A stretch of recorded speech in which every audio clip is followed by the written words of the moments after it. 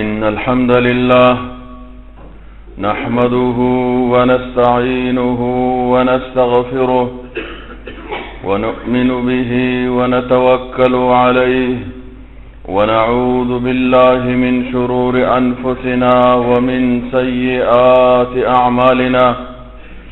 من يهده الله فلا مضل له ومن يضلل فلا هادي له. يا أيها الذين آمنوا اتقوا الله حق تقاته ولا تموتن إلا وأنتم مسلمون.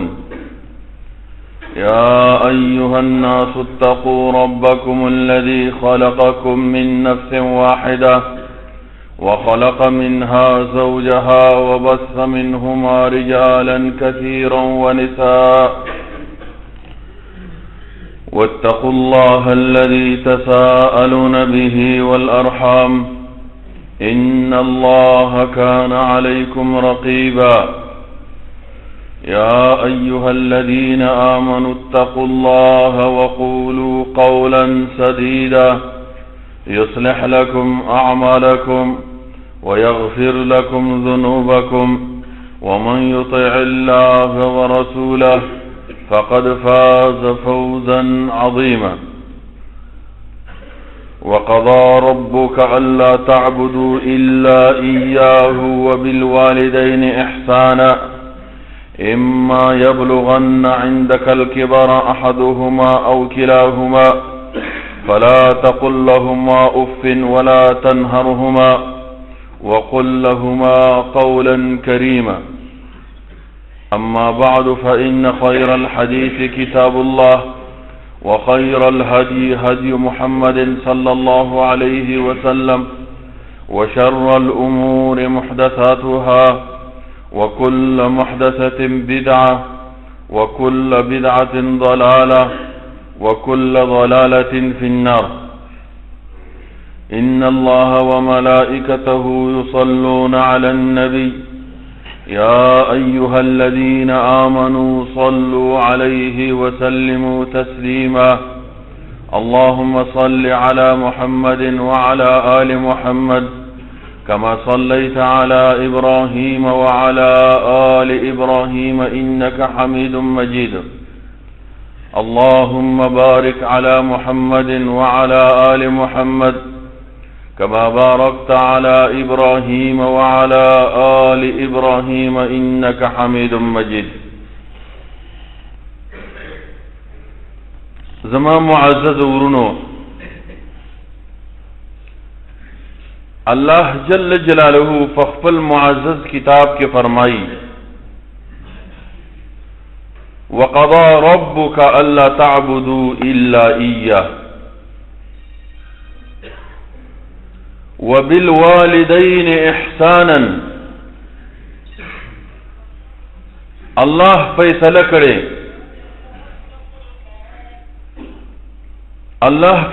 کرے چې تاسې به یوازې د رب العالمین عبادت کوئ. وقضى ربك الا تعبدوا الا اياه. ستا رب فیصله کړې د پیغمبره چې عبادت به د یو رب العالمین کوئ، د یو الله جل جلاله عبادت به کوئ. د الله جل جلاله سره به څوک هم په عبادت کې نه شریکوي. د نوم عبادت مستحق دا یو رب کائنات دی.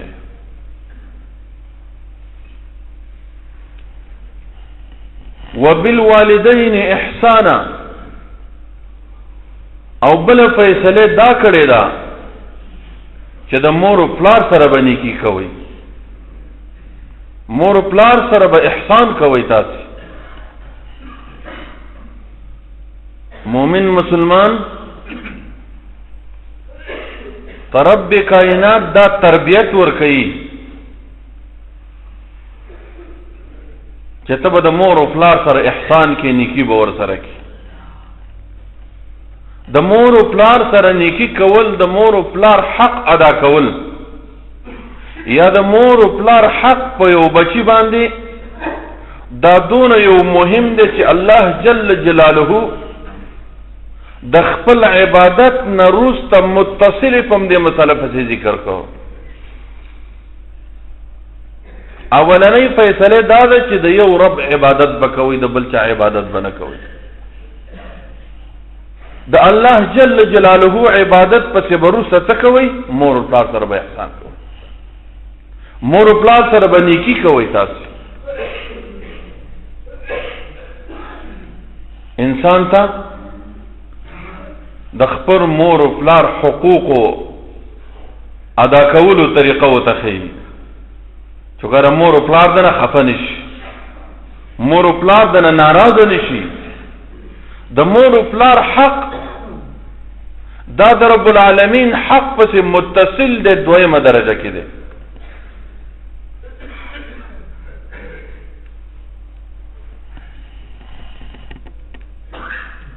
اما يبلغن عندك الكبر احدهما او كلاهما. کدا مور او پلار تا سره یو کس د دې دوانو نه، یا د مور یا د یوازې پلار، یا د مور او پلار دوانه ستا په ژوند کې بوډاګان شو، تا سره په کور کې وو، ګوره فهم کوه فلا تقل لهما اف.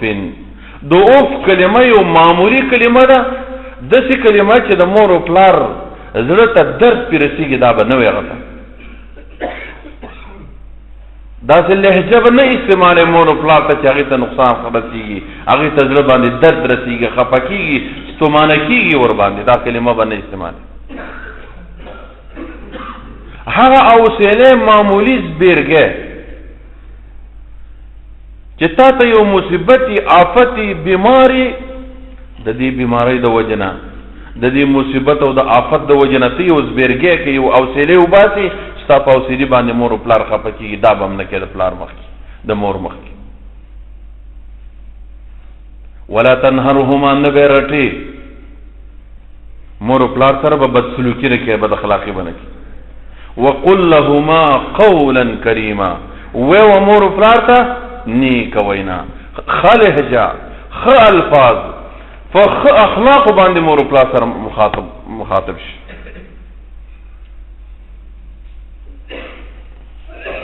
یو صحابي جناب محمد رسول الله صلی الله علیه وسلم لراغه ورته فرمایي چې من ابر یا رسول الله، دا الله پیغمبره زه د چا سره نیکي وکم، زه د چا سره نیکي وکم، چا سره احسان وکم، د چا سره ښه کار وکم، خیر ښېګڼه ورسره وکم. جناب محمد رسول الله صلی الله علیه وسلم ورته وایي امک، د مور سره دې نیکي وکړه. بیا ورته هغه صحابي وایي چې بیا چا سره نیکي وکم؟ نبی علیہ الصلوۃ والسلام ته فرمایي چې د مور سره دې نیکي وکړه. صحابي ورته بیا فرمایي چې د چا سره، بیا د چا سره نیکي وکم؟ وایي بیا یې د مور سره نیکي وکړه. درې کرته ورته وایي چې زه نیکي د چا سره وکم؟ د الله پیغمبره جناب محمد رسول الله صلی الله علیه وسلم ورته جواب ورکوي چې نیکي به د مور سره کې. څلورمه درجه کې چې ورته وایي چې بیا د چا سره نیکي وکم؟ وایي ثم اباک، د پلار سره دې نیکي وکم. او بیا د پلار نه وروسته ثم الاقرب فالاقرب، څومره چې نږدې خلک دي تا ته، نږدې خلک چې څومره دي هغو نه هغې سره احسان کوه، نیکي ورسره کوه، ترتیب وار. کوم چې نږدې دی هغه سره وکړه، که بیا هم د سره ګنجایش زیات وي بیا د هغه نه وروسته درجه کې چې کوم دی دغه شان ترتیب کې نیکي احسان کوه خپلو خپلوانو سره. ابو هريره رضی الله عنه فرمایي وجاء رجل الى رسول الله صلى الله عليه وسلم فقال، نبی علیہ الصلوۃ والسلام له یو صحابي راغی، یو سړی راغی ورته ویې فرمایل من احق الناس بحسن صحابتي، د الله پیغمبره ټول خلقو کې زیات حق د چا دی چې زه د ښه اخلاقو نه، د ښه کردار نه، د ښه کرکټر نه، ښه طریقې نه ورسره کاروالمه ښه ورسره وکړمه نیکي ورسره وکړمه ټولو خلکو کې زیات حق به د چای نبی علیہ الصلوۃ والسلام ته وفرمایل چې امک ټولو خلکو نه زیات حقدار د مور ده بیا ورته فرمایي چې بیا د چا سره ښېګڼه وکړم وایي د مور سره بیا د چا سره بیا یې د مور سره وکړم څلورمه درجه کې دی حدیث کې مته فرمایي وایي ثم ابوکا بیا د پلار دی د پلار سره به نیکي زما معزز ورونو د مور او پلار حق په خپل بچي باندې نهایت ډیر زیات حقوق دي عام خلک او پښتانه الا ما شاء الله په دې حق کې ډیر زیات تقصیر کوي کمې ورپکې کوي د مور او پلار حق پوره نه ادا کوي الا ما شاء الله الحمدلله شته پکې ځوانان چې د مور او پلار نه به اجازه یو طرف ته نه ځي یو کارم نه کوي بې مشورې د مور او پلار نه یو کار نه کوي او کوم سړی چې د مور او پلار نه دوي د مور او پلار په مشوره باندې کار کوي هغه سړی ورونو دنیا او آخرت کې کامیابي نو د مور او پلار بې اجازه بې مشورې به یو کارم نه کوي دغه آیت کریمه چې ما ولوست په دې کې رب العالمین فرمایي چې یو امر دی په احسان باندې مور او پلار سره ښه اخلاقونه کار ادا کول او بیا ورته فرمایي چې واحفظ لهما جناح الذل من الرحمه مور او پلار ته د وزرې ټیټې کا چې هر څه درته وایي ورته ښه داداجي ښه مورې مخ به ورته نه ګرځي بالکل تابعدار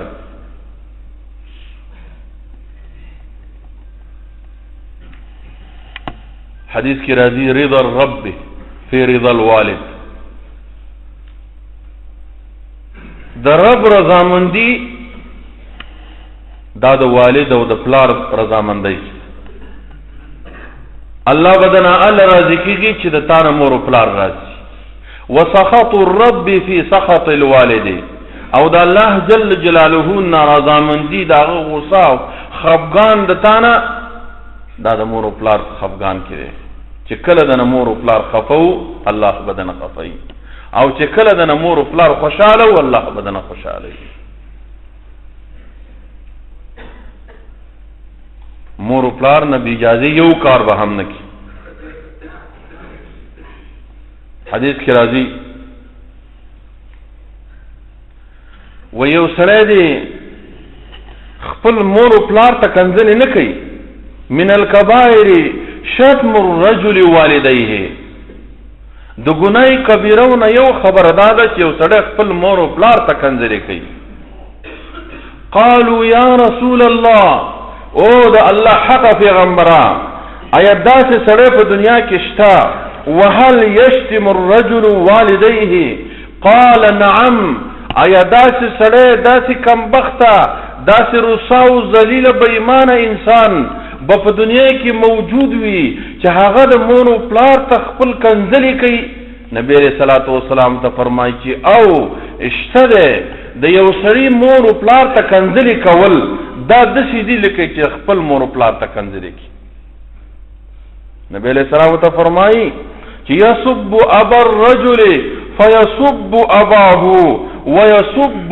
امه یو سره د بل چا مور ته کنځري کوي یو سره د بل چا پلار ته کنځري کوي نو هغه سره را پاتېږي هغه سره لګيږي د دې سړي مور او پلار کنځي نو دا د سيدي لکه چې سره خپل مور او پلار کنځي نو ورونو منګ او تاسو ته شریعت محمدي دا درس راکړي چې د بل مسلمان د مور او پلار خیال بم ساتي د بر مور پلار ته هم کنځلې نه کې ګوره بیا خلک ستا مور پلار ته کنځلې کوي زمونږ ورونو داسې ښکلی دین دی چې دې کې د هر چا حقوق په خپل ځای باندې د ښه اخلاقو نه به کار اخلي ان من اکبر الکبائر د ټولو نه غټه ګناه نبی صلی الله علیه وسلم فرمای الا انبئکم باکبر الکبائر آیا تاسو زه خبر نکم د ټولو لویو عظیمو ګناهونو نه عظیمه ګناه عظیم تر ګناه باندې تاسو زه خبر نکم؟ قالوا بلا یا رسول الله، دا الله حق پیغمبره منګه خبر کا عظیمه ګناه چې د ټولو نه لویه ګناه. نبی علیہ الصلوۃ والسلام ته فرمایي چې الاشراک بالله، دا الله سره شرک کول دا د ټولو نه لویه او عظیمه ګناه ده. ان الشرک لظلم عظیم، شرک کول قرآن کې راځي چې دا عظیم ګناه ده، عظیم جرم ده. نو نبی علیہ الصلوۃ والسلام فرمایي چې د ټولو نه لویه ګناه الله جل جلاله سره شرک کول دي. الله دې موږ او تاسو دې شرک نه وساتي.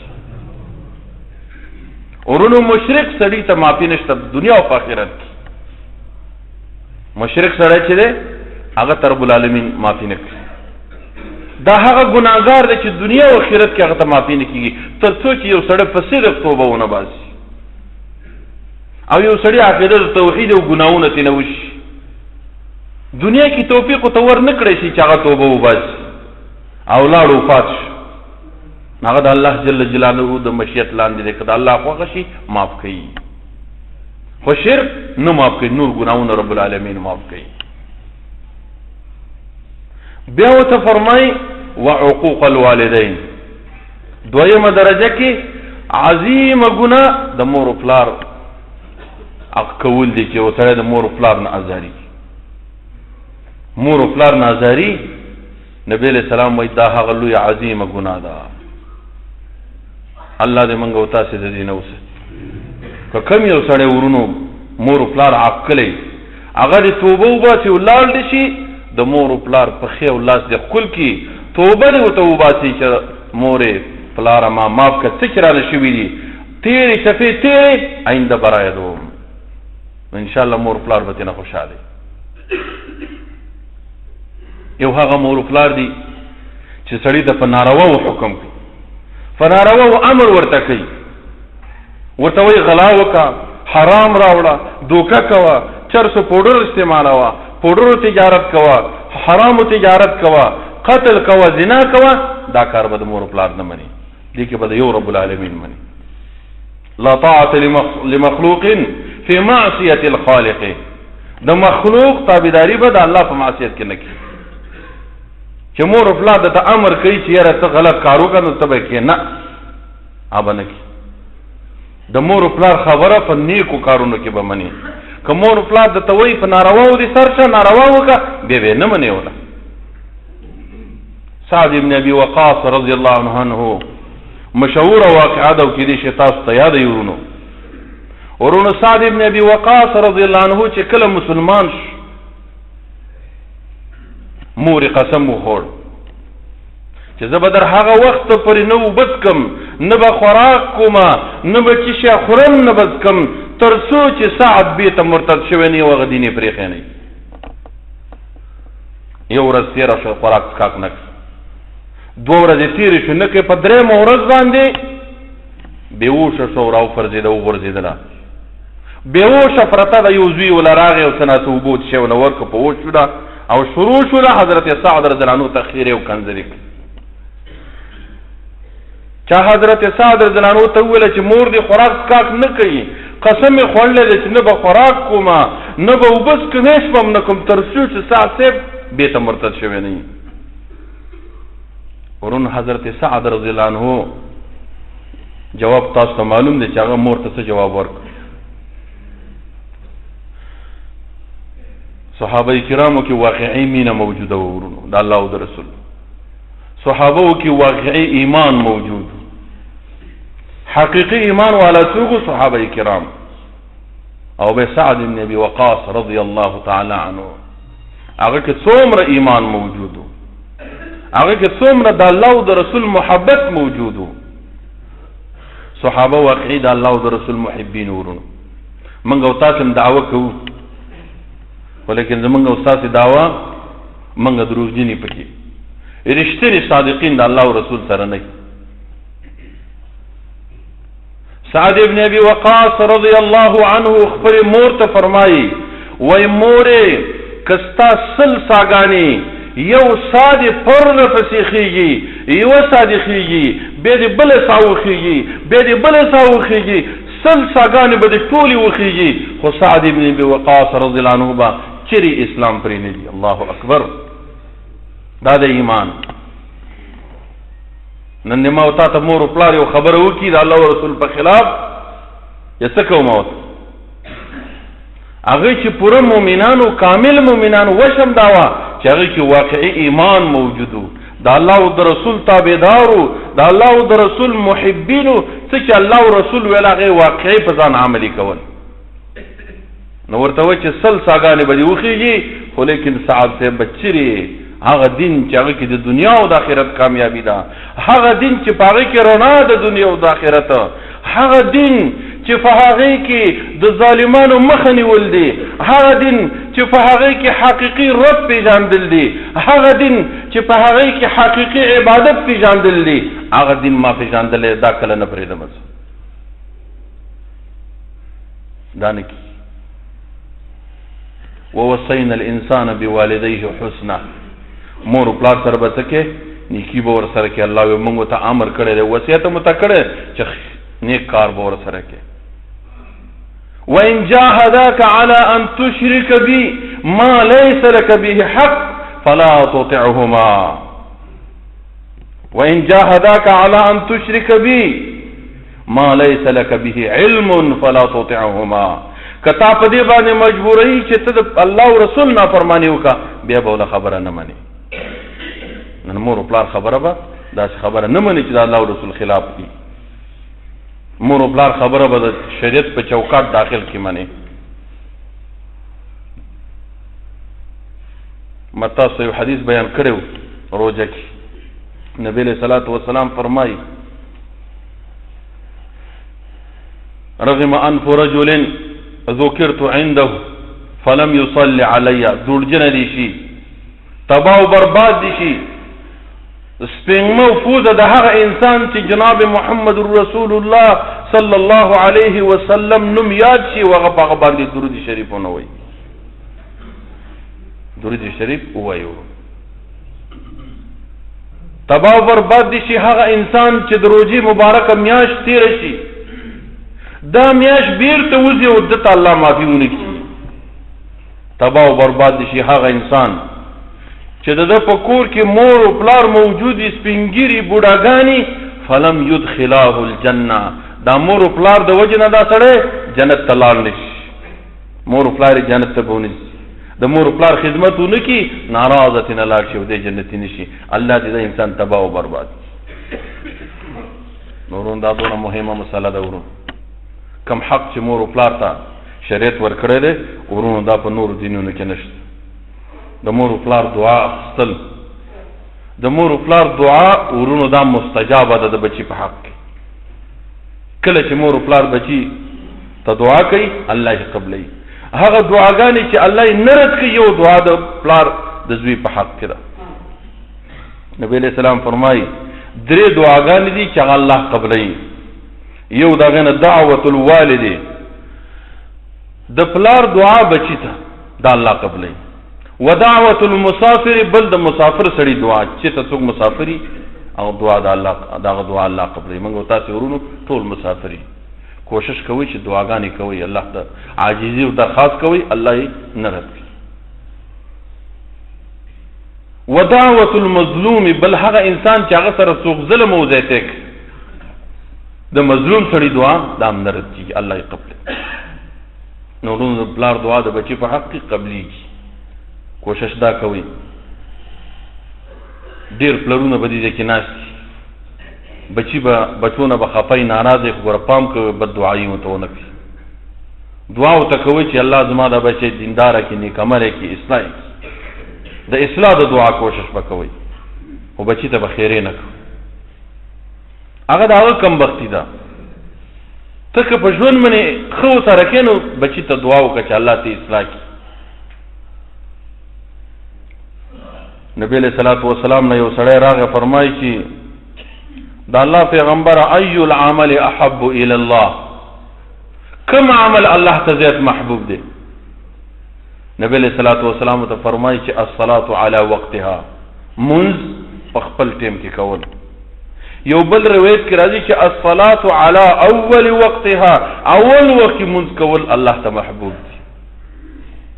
او دوهمه درجه کې بیا ورته فرمایي چې ثم ای العمل احب الی الله، بیا کوم عمل الله ته محبوب دی؟ نبی علیہ الصلوۃ والسلام ته فرمایي چې بر الوالدین، مور او پلار سره نیکی کول دا غټ عمل دی. دا هغه عمل دی چې الله جل جلاله ته محبوب دی، الله په خوشحاليږي په دې باندې. ورونو مور او پلار سره نیکی کول، مور او پلار سره احسان کول، دا زما او ستا مسؤلیت دی. مور او پلار حق د مرګ نه وروسته به هم ادا کړي. عبدالله ابن عمر رضی الله عنه یو ځل په سفر باندې روانو، مکې ته یو سړی سره مخامخ شو، یو بانډچي و، ورته وایي چې ته د پلاني زوی، ته پلانې د پلاني زوی، د عمر ابن الخطاب رضی الله عنه زوی وایي. او نو هغه سره یو راحله وه، یو څاروی ورسره چې په هغې باندې سفر کوو، یو سره پګړی و ورونو، هغه دواړې هغه سړي ته ورک. چاته نه تپوس وکړه چې دا ولې؟ وایي دا د ده پلار زما د پلار دوست، د دې سړي پلار زما د پلار دوست و، ما د پلار سره احسان، د پلار د خپلوانو سره احسان کول، هغه سره خیر ښېګڼه کول، ورونو دا دین دی. ان من ابر البر صلة الرجل اهل ود ابيه، د ټولو نه غټه نیکي یو سړی چې د مور او پلار دوستانی او هغې سره احسان کوي، هغه سره صله رحمي کوي. نو د پلار دوست مرګ نه وروسته د هغه په ژوند باندې هغه سره به دوستي کوي، هغه سره به هم خیر ښېګڼه کوي. دا د پلار حقوقو د وجې نه ورونو چې د پلار دوست یو، د هغه هم په تا باندې حق پیدا شي. الله جل جلاله دې موږ او تاسو کې صحیح حقوق د مور او پلار پیدا کی. بارک الله لي ولكم في القرآن العظيم ونفعني وإياكم بالآيات والذكر الحكيم. إنه تعالى جواد كريم ملك بر ورب رؤوف رحيم.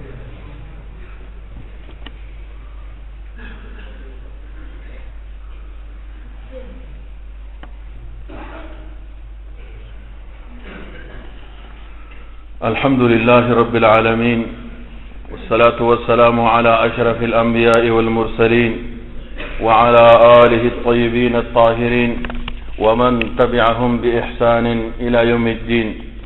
اللهم إنك عفو كريم تحب العفو فاعف عنا. اللهم إنا نسألك الهدى والتقى والعفو والعافية في الدنيا والآخرة. اللهم إنا نسألك من الخير كله عاجله وآجله، ونعوذ بك من الشر كله عاجله وآجله، ما علمنا منه وما لم نعلم. اللهم إنا نسألك الجنة وما قرب إليها من قول وعمل، ونعوذ بك من النار وما قرب إليها من قول وعمل. اللهم انصر الإسلام والمسلمين، اللهم انصر دينك وعبادك الموحدين يا رب العالمين. اللهم أعز الإسلام والمسلمين، وأذل الشرك والمشركين، وأذل الكفر والكافرين. اللهم أهلك اليهود والنصارى الظالمين المعتدين على المسلمين يا رب العالمين. اللهم شتت شملهم وفرق جمعهم وخرب بنيانهم. اللهم أرنا فيهم عجائب قدرتك يا جبار يا قهار. اللهم احفظنا بحفظك واكلأنا برعايتك وعنايتك يا أحفظ الحافظين. اللهم احفظنا واحفظ دماء سائر المسلمين يا رب العالمين. اللهم احفظنا واحفظ دماء سائر المسلمين يا رب العالمين. اللهم آمنا في أوطاننا واصلح أئمتنا وولاة أمورنا. اللهم اجعل هذا البلد آمنا مطمئنا سخاء رخاء وسائر بلاد المسلمين يا رب العالمين. اللهم ربنا اتنا في الدنيا حسنة وفي الآخرة حسنة وقنا عذاب النار. صووا صفوفكم رحمكم الله.